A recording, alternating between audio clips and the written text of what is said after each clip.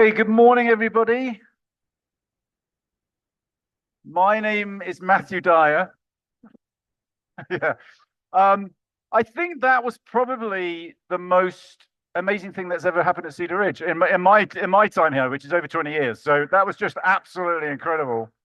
Um, Definitely worth the price of entry, and impossible to follow up, impossible to come after that, right? So um, we'll just take it down a little bit, for the reign of the service. Um, So thank you, Nikki. Thank you, Oliver. That was brilliant. Absolutely brilliant. Um, so yes, my name is Matthew Dyer. I'm the lead pastor here, and we're starting a new series today. It's called Songs of Hope and Love. And actually, I said to Nikki at the beginning of the service, she was a little bit worried that maybe, there's a lot of music in the service, maybe it will go long. And I said, the series is called Songs of Hope and Love. So let's sing. I didn't realize she was going to take it that literally, but good for you. Good for you. That was fantastic. So yes, indeed, we are starting today a series called Songs of Hope and Love. And the point about songs and music, I think, is just how powerful we all find it in our lives, right? It can move us like it just did then. I mean, have you ever heard announcements like that before? Um, it can also bring back deep memories, right? Songs that have been significant to us, or pieces of music don't necessarily have to have lyrics that meant something to us at certain points in our lives. For some of us, that might be true with religious music, with spiritual music, certain songs that really meant something to us. And when we sing them again, they kind of take us back to that place. I had an experience recently where I was looking after my granddaughter, and I managed to track down a CD version of a cassette tape, if you remember what those were, of when my kids were younger, with lots of kids' songs on it, which we just played it all the time. And so I thought, I'm going to get this for Evie, my granddaughter, and so I put it on. First song, I just started bawling my eyes out because it reminded me of when my kids, I've got four kids, Oliver is one of them. It reminded me when they were young, when they were young and innocent and did that you told them to do, and just that ideal kind of that ideal life. It took me right back to that moment.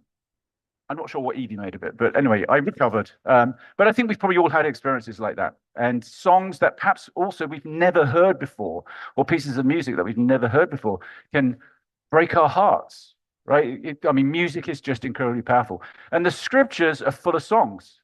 Scriptures are full of music. We don't always recognize them as songs, and today's song that we're going to look at, which is called the Song of the Vineyard in the book of Isaiah, the prophet, is pretty obviously a song because it's called the Song of the Vineyard, and it's called that because it says the author says we're singing this, so it's obviously a song. But some of the songs are hidden away, aren't necessarily obviously songs. But we'll talk about sort of songs in the scriptures over the next four weeks. As I said, today we're going to look at this one particular song. But first of all, and this feels like a major come down now because we've got to give a bit of context to this song. So I'm going to talk a little bit about history, which doesn't seem really appropriate after that, and a little bit about the literary context or the scriptural context of the song that we're going to look at in the book of Isaiah. So let's just talk about history for a minute. I'm going to race through this because this could seem really boring. Nobody has to memorize these dates or anything, but I want to put in the song we're going to hear in some context so that we can perhaps understand what the song's saying or meaning. So here are some dates in the history of Israel. These are all BCE, right? So these are the lower the date, the more recent it is. So in the 10th century BCE, in 922 roughly, Israel divides into two kingdoms. We talked about this a little bit last week. There's a kind of a disagreement. There's a civil war, and they break into two different kingdoms. We saw this map last week. We have Israel. The Israel in the north retains the name Israel, and in the south they use the name Judah. And Isaiah the prophet is prophesying in Judah. Okay, so that's just sort of puts the song in context for us of location. A little bit later, in 721, the northern kingdom of Israel is overrun by the Assyrian Empire. Now, here's a map that's actually much later than that. So this is a map from around about 540 BC. And the reason I want to use this map is I think it's more of a graphic illustration of what's going on in the ancient Near East and this part of the world back then. We have here by the 6th century BCE, the Persian Empire are predominant. I mean, you can see they've taken over this whole area, and we've just got smaller Babylonian empires and Assyrian empires, and over here is Judah and Jerusalem, and the nations of Judah and Israel. All we need to know, for the sake of what we're going to hear, is that back in these centuries, in the 8th century, 7th century, and 6th century, there was all kinds of wheeling and dealing and nations rising and nations falling. We had the Assyrian Empire that was very, very powerful, and then the Babylonians took over, and then the Persians take over, and there's all this, and we have Egypt in there as well, not quite the force that it used to be, but still having influence. And it meant that smaller nations like Israel and Judah here would have to negotiate and wheel and deal and develop sort of maybe give tribute to some of these more powerful nations, maybe end up getting invaded by these more powerful nations. So it was a really chaotic time over several centuries. And we see that in our more recent history, don't we? Kingdoms come and go, empires rise and fall. The British Empire, if you looked at the British Empire in the 19th century, you'd think everything's great. They control so much of the world. They're pioneers of the Industrial Revolution, very, very wealthy. And then a couple of world wars later, they have nothing relatively. So kingdoms rise and fall. You could say the same thing about the US, right? So look at the situation currently. You look at the power of the United States. The stock market's skyrocketing. You've got you're hosting the World Cup. I mean, that's a very fortunate thing, very fortunate thing. But celebrating your 250th birthday. But there's signs that all that power is creaking a little bit. So we're familiar with what we're talking about here. And interestingly, look, there's the Straits of Hormuz. So even the location of a struggle is relevant today. But this is from centuries ago. So there's a lot of wheeling and dealing. There's a lot of up and down. There's a lot of compromise going on.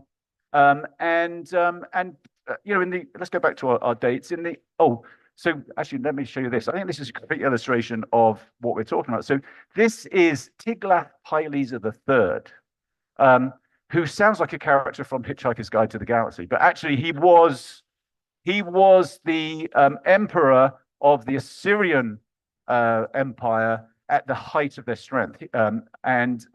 This is a picture of him, or a frieze, a relief, a stone relief of him entering a city, conquering the city. The irony here is this relief is now in the British Museum because Britain in the 19th century, or British people excavated modern-day Iraq, where the Assyrian Empire was, and found a lot of these treasures and brought them back to their own country. That's what powerful countries do. So it's sort of ironic. Here's this incredibly powerful, brutal, actually, leader who eventually, centuries yet later, all the things that were glorifying him are actually in another empire's museum that you can go and look at for free. If we think about history in the bigger context, we should maybe be a little more careful, a little more grounded, a little more self-reflective, and not necessarily believe that when things are going well and we've got all the power, that's necessarily going to be a constant. Okay, so back to our dates. Well, actually, let's forget about it. Forget about this because that's just boring. Let's think about Isaiah then. Let's think about Isaiah.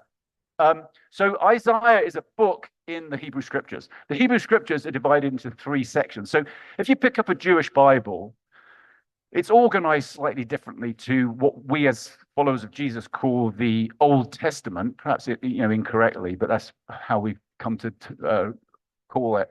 But the same and a few other books are in the Hebrew Bible, and in the Hebrew Bible it's divided really into 3 sections. There's the Torah, which is Genesis, Exodus, Leviticus, Numbers, and Deuteronomy, the law, and then there's the Nevi'im, which is the prophets. And then there's everything else, which is called the Ketuvim, which is the writings like Psalms, Ecclesiastes, Song of Songs, which we're going to hear about next week. A lot of poetic books. But the book of Isaiah is in the Nevi'im, the prophets. They're organized slightly differently, though, because in the Hebrew Bible, Joshua, Judges, Samuel, and Kings are viewed as prophetic books because there's stories about prophets and kings, but a lot of stories about prophets like Samuel, prophets like Elijah and Elisha. So they're included in those books. But you also have the writing prophets. And the writing prophets are the ones who actually have books either that they contribute, they wrote, or that were wrote about them, or they are just collections of prophecies that they made. And those are divided into two sections. One is called the major prophets, where Isaiah appears. It's Isaiah, Jeremiah, and Jeremiah's Lamentations, and Ezekiel and Daniel. And then there's 12 minor prophets.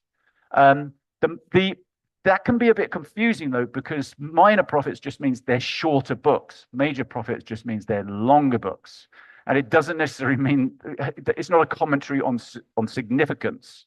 But we're talking about an era, if we were to go back to this slide, we're talking about an era that Isaiah is prophesying in just before the northern kingdom of Israel is overrun by the Assyrians.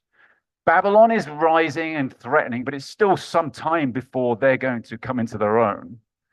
So there's threats on the people of Judah in the south, and even more imposing threats on the people of Israel in the north.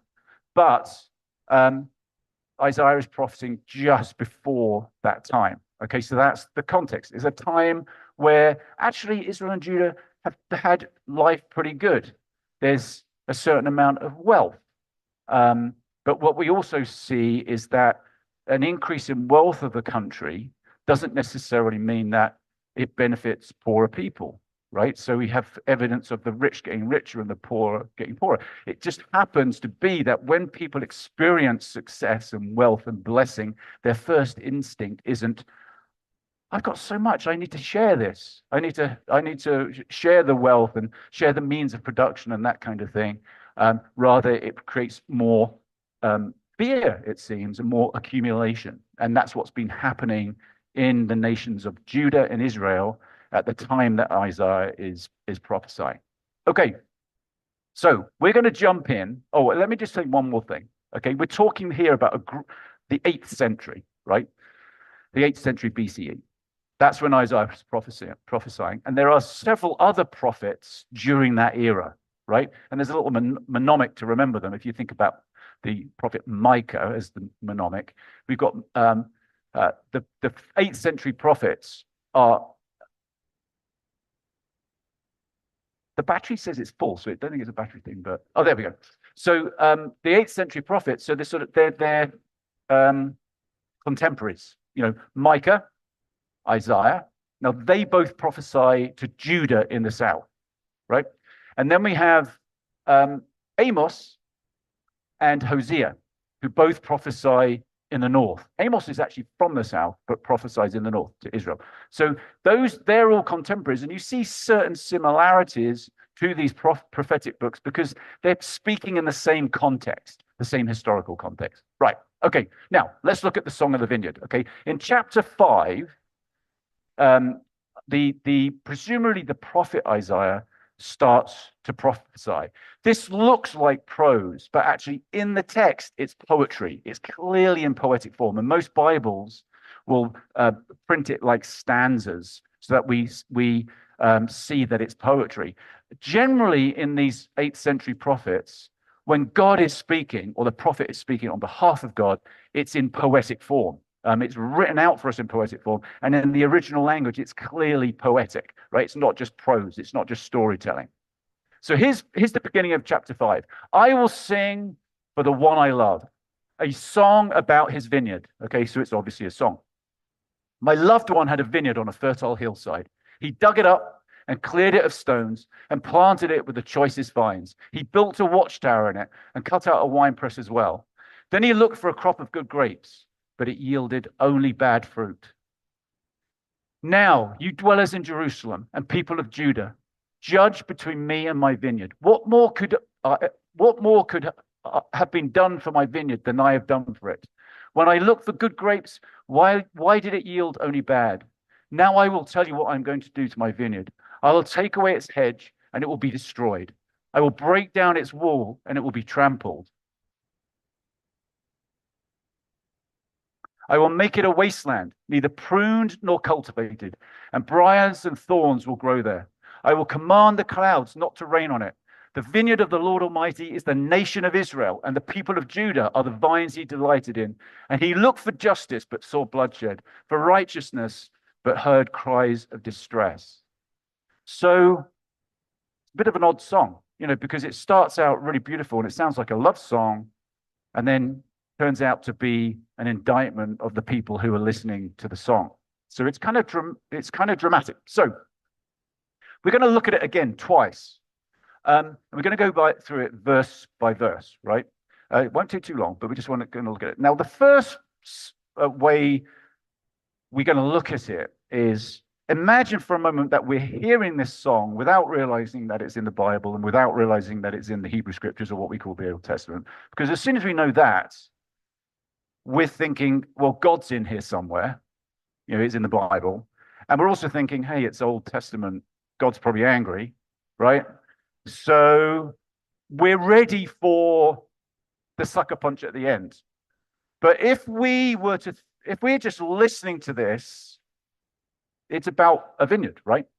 There's some evidence to suggest that when this is first sung, if it was sung, it was maybe sung at the festivals of celebrating the grape harvest, right? And so imagine there'll be some probably revelry, right?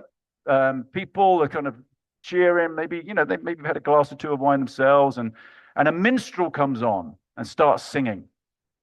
Can I borrow your guitar, Ollie? Would that be okay? No. I'm not going to sing it. But just imagine it's in a room of festivity and revelry, celebration, and one of the minstrels comes out and starts playing this song. If we think about it in that context, I think maybe we get the original impact of the song a little more. So here's the minstrel singing. I will sing for the one I love, a song about his vineyard. So it's a love song. And the vineyard was a common metaphor for lover in Hebrew poetry. In fact, in the songs, which we'll hear about next week, that metaphor is used. My loved one had a vineyard on a fertile hillside. Okay, so this is a person singing about somebody they love who has a vineyard. And that person they love is taking great care with this vineyard. They've chosen a certain location for this vineyard. It's fertile soil. We all know that grapes need certain kind of soil, right? It's on a hillside. There's an incline, so it can catch the sun at just the right angle for perfect grapes. Verse 2, he dug it up and cleared it of stones and planted it with choicest vines. So he's tending to all the ground and then is only putting the best vines in place. He built a watchtower in it. He's worried people might come and take the grapes. And cut out a wine press as well. He's ready for the grape harvest. We're ready to make great wine. Then he looked for a crop of good grapes, but it yielded only bad fruit. In fact, in the original language, it said he looked for a crop of good grapes, but it yielded only sour grapes or rotten grapes. So that's this. Suddenly there's what happened here? What's gone on? Then we go on. Okay, something's happening. We're out of sequence here, Greg. I don't know what's. I tell you what. Why don't you can you go to that first one before they all repeat? So just go to verse 1. I'm going to let you do the slides. Is that okay? Because I don't think this is working properly. The battery's good, but it's. Are we good there? Yeah. So let's go to the next one. Right. He dug it up and cleared it. Stones. We've done that one. Okay. So he's looked for good fruit, but it's only yielded bad fruit. What's next? Yeah, that's out. Okay, let's just keep going with this then. Go on to the next one. Okay, they're all out of order. Has anybody got a Bible? Okay. What version have we got here? New Living Translation, the heretical version. Let's see. I'm joking there. Right, Isaiah 5. Okay. So here's what it says. He plowed the land, cleared its stones, and planted it with the best vines. In the middle, he built a watchtower and carved a winepress in the nearby rocks. Then he waited for a harvest of sweet grapes, but the grapes that grew were bitter. Ah, good. It's a good translation. That's a great translation. Yeah. I take it back. I'm only kidding. So that's the first two verses, right? So this is a minstrel singing about someone that he loves, a friend, maybe a lover, who knows? Now, you people of Jerusalem, you judge between me and my vineyard. What's changed there? Say again? Suddenly in first person, right? So it's gone from third person. Suddenly now the vineyard owner is in the song, right? Very dramatic shift. Now, you people of Jerusalem and Judah, you judge between me and my vineyard. What more could I have done for my vineyard that I have not already done? Okay, so now the vineyard owner is saying, hey, okay, excellent. Thank you, Greg. The vineyard owner is now drawing the audience into it. It's a question, right? What more could I have done? Looking for support, looking for agreement. What more could I have done for my vineyard than I have done for it? When I look for good grapes, why did it yield only bad?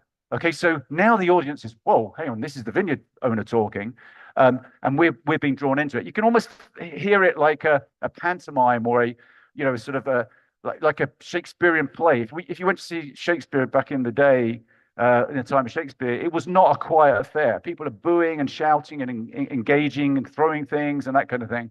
And that's the invitation here. So let's go to the next slide. Okay, I'm going to stick with this, Greg. Don't worry. Now let me tell you. So here's the answer. So there's a question. There's an answer. Now let me tell you what I will do to my vineyard. This is where it gets a bit weird. I will tear down its hedges. This is the vineyard owner speaking, and let it be destroyed. So I'm going to neglect it. I will break down its walls and let the animals trample it.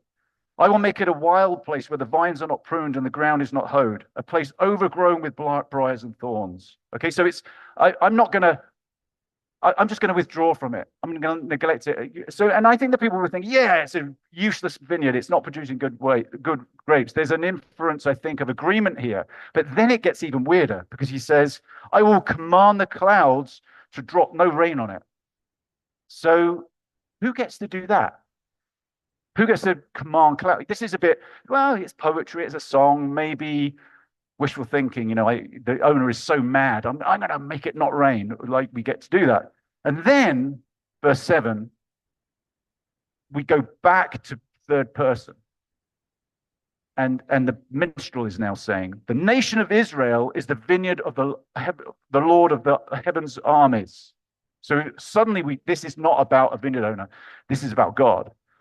The people of Judah are his pleasant garden. He expected a crop of justice, but instead he found oppression. He expected to find righteousness, but instead he heard cries of violence. So we have here an entrapment, right? Which is a very common prophetic practice where you tell a story and you get people riled up because they think this isn't right, yeah, and they start agreeing with what the storyteller is saying, and then they suddenly realize that the story is about them. And what we have here is a kind of a twist at the end that if we go into the poem, if we go into the song thinking it's in the Bible and it's about God, we totally miss that, right? Because we know what's coming. So now if we look at it again, thinking of it, okay, so this is a song about God. We can, we've been caught in this entrapment, but now we can perhaps look at it again, knowing that, okay, so this isn't really about a vineyard. We got tricked there. This is God. And so let's think about what this might mean. Now I will sing of the one I love, a song about his vineyard. Isaiah loves God, right? We talked before about, thank you, Greg. I'll keep this just handy just in case. I will sing of the one I love, a song about his vineyard. My loved one had a vineyard on a fertile hillside. So Isaiah loves God. We talked last week about love the Lord your God with all your heart and all your soul and all your strength. Um, this is about honesty and openness before God, not just saying God is on our side. Oh, I love God. I've got a great life. I'm wealthy. It doesn't really matter how injustice doesn't matter, etc. No, this is being holistic and real and open and honest. And this is the starting point for the song for Isaiah. We see here the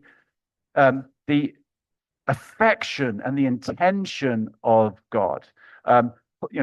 Picking a fertile soil, picking a hillside that's inclined at the right way.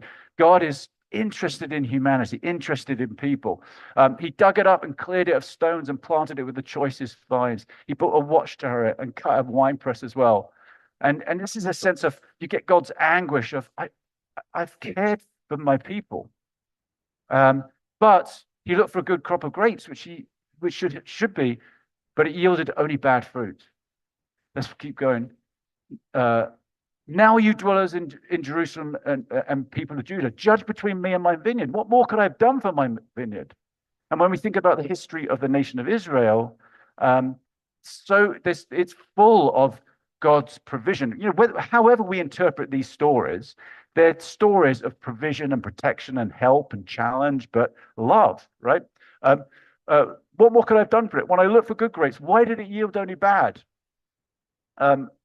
Now I'll tell you what I'm going to do to my vineyard. I will take away its hedge and it will be destroyed. Okay, so this seems to be an allusion to impending invasion, like you think you're going to get away with your injustice. There are people way more unjust than you out there. If you live by the sword, you'll die by the sword. What kind of a universe do you want? Do you want to live in an unjust universe? Well, let's see how that plays out. That seems to be the essence here. Yeah, and God, in the song, God is withdrawing. So I will take away its hedge and it will be destroyed, or break down its wall and it will be trampled. Next one, I will make it a wasteland, neither pruned nor cultivated. So, this is, okay, I'm going to stop weeding. I'm going to stop pruning, and it will just go to ruin. Briars and thorns will grow there. I will command the clouds not to rain on it. So I think of this as a bit like, how we say we might stand on the beach and watch a sunset. We have that term, sunset, and we know what that means. We know exactly what that means. Except it's totally inaccurate, right? The sun is not setting. Actually, the earth is rotating. Right, we just don't really. It's just more romantic to think about the sun setting.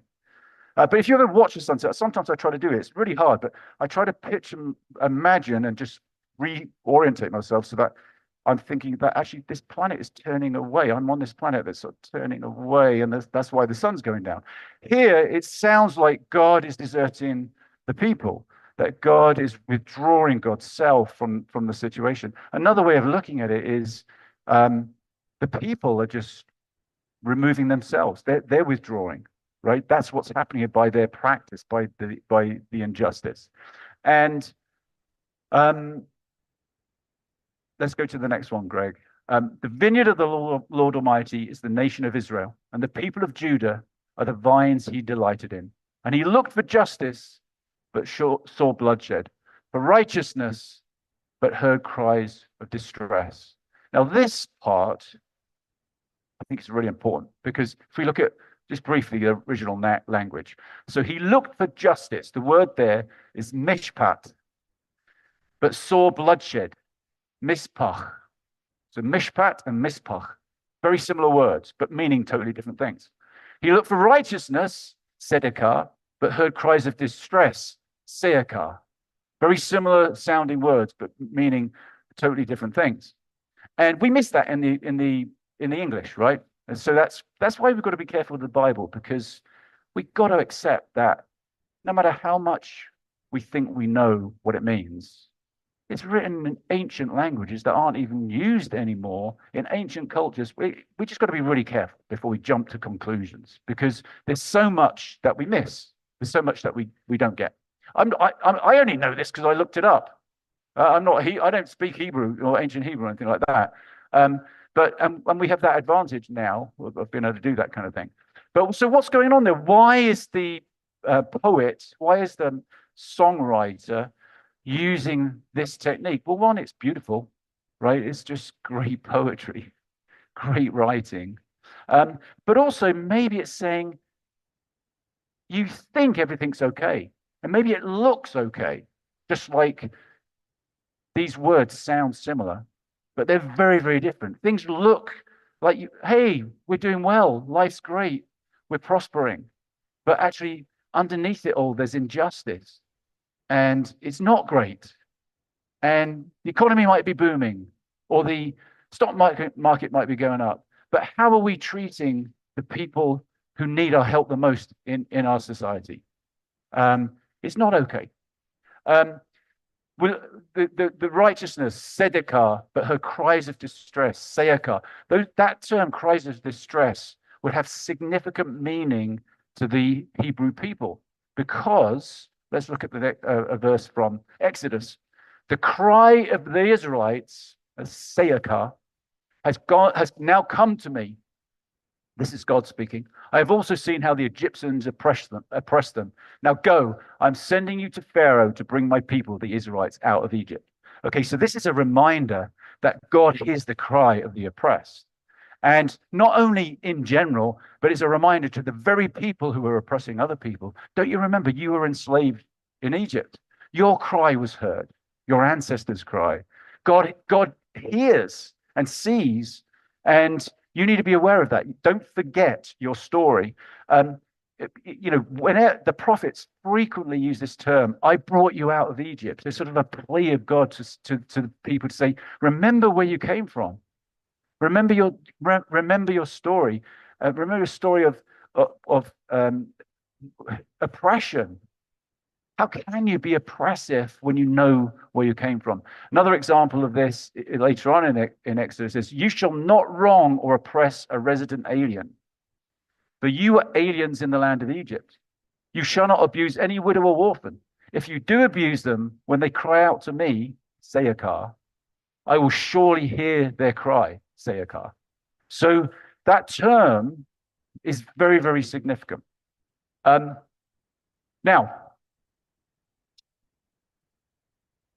I'm going to wrap up here, Greg. So we're going to cut this really, really short. There was all kinds of really amazing things I was going to say, but let's leave it for another time. What follows on from here? What follows on from here? I'm going to go back to my Bible. After this song are 6 woes. 6 woes. I'm going to just read you the first one. Let me see here. What sorrow for you, which in most translations says, woe to you. So this is a lot more palatable, which is great. What sorrow for you who buy up house after house and field after field, until everyone is evicted and you live alone in the land. But I have heard the Lord of heaven's armies swear a solemn oath. Many houses will stand deserted. Even beautiful mansions will be empty. 10 acres of vineyard will not produce even 6 gallons of wine. 10 baskets of seed will yield only 1 basket of grain. So here is, we get a succession of woes like that are very specific about the kind of injustice that Isaiah is talking about. And this begs the question, what does this song mean? Right, so we're just going to cut straight to the chase. And I'd encourage you, if you're interested, grab a copy of the discussion questions, and it gives you an opportunity to just explore things a little bit more and sort of see what you think it means. But let me suggest 3 things that I think are going on here. One is, because it's a metaphor, right? Let's face it.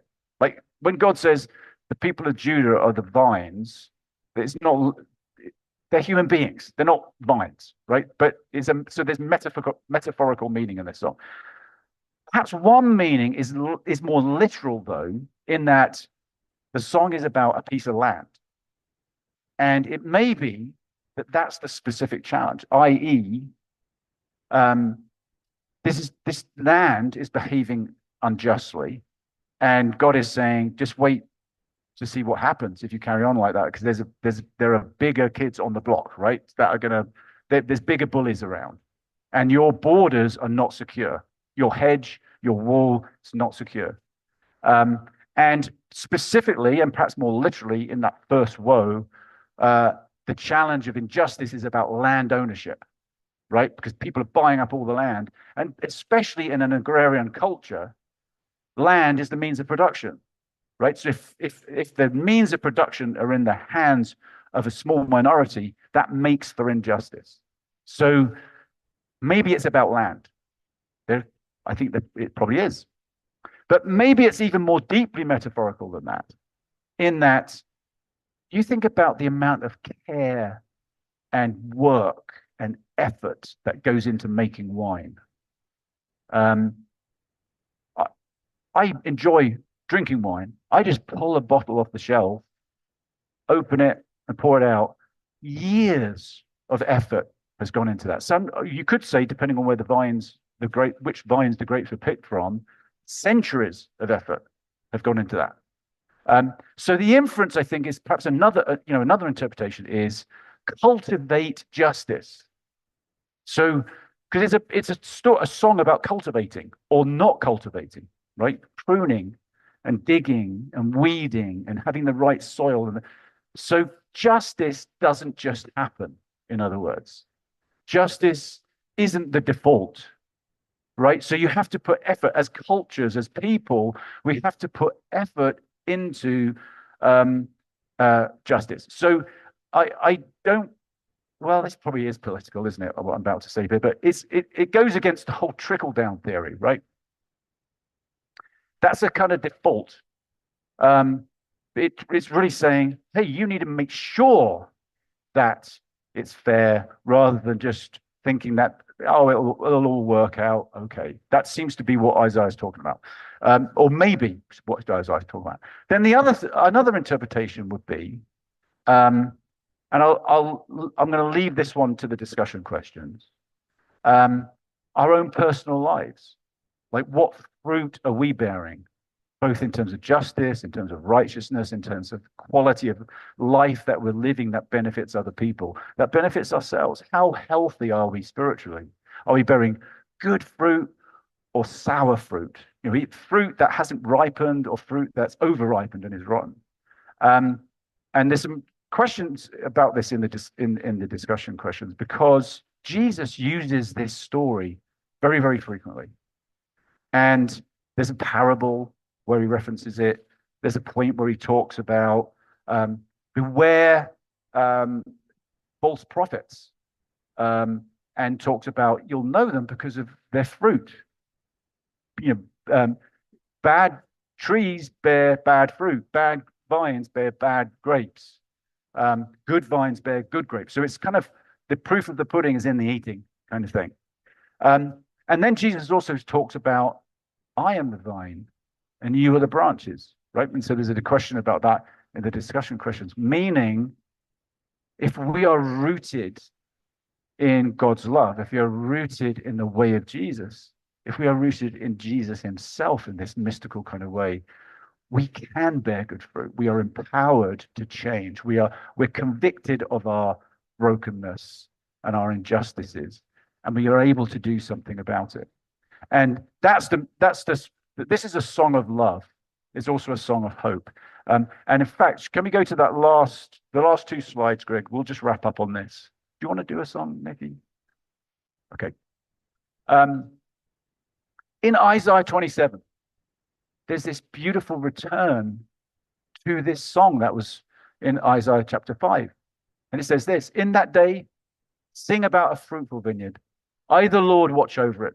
I water it continually. I guard it day and night so that no one may harm it. I am not angry. If only there were briars and thorns confronting me, I would march against them in battle. I would set them all on fire, or else let them come to me for refuge. Let them make peace with me.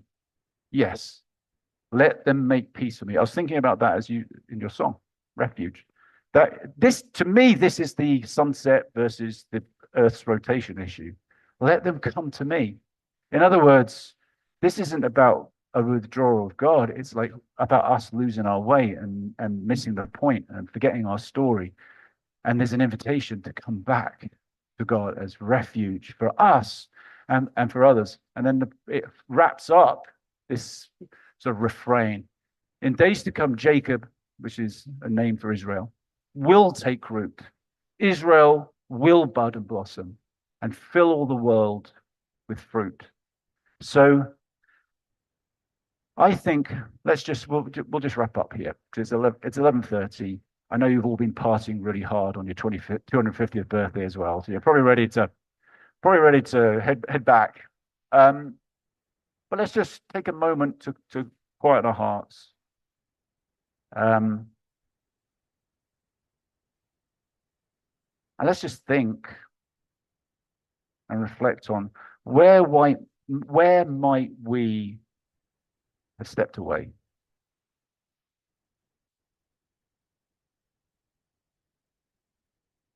Maybe out of fear, selfishness, neglect, just drift, or it may be more conscious than that, out of maybe anger, resentment. Either way,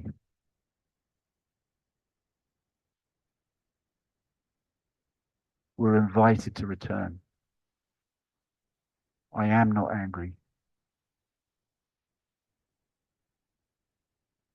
We're offered refuge. As Jesus would say, come to me, everyone who's weak, tired, burdened, burnt out,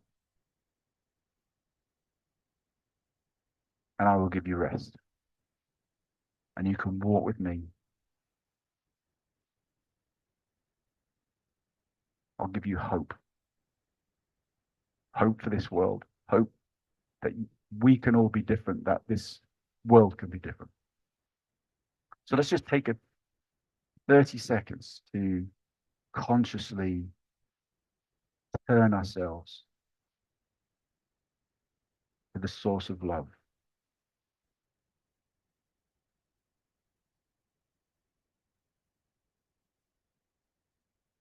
And as we do that, as we turn, the sun rises. And it's a new day. And a new song.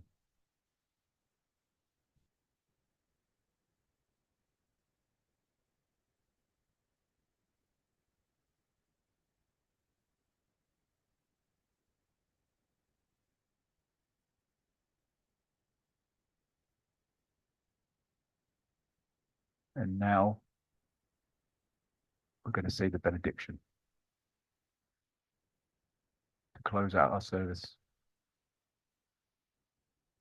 Let's say this together. May we root ourselves in love, and may we fill our world with the fruit of justice and peace. Amen. All right, everybody. Thank you so much for your patience. And do you want to, you can play us out if you want to, like, as people are leaving. Yeah. So the service is over. The band are going to just play a little bit of music. Cedar Ridge in 7 minutes is in the back there. If you'd like to come back and have a chat, we'd love to chat with you. Most of all, thank you for coming this morning, and thank you for being part of this community. We'll see you next week.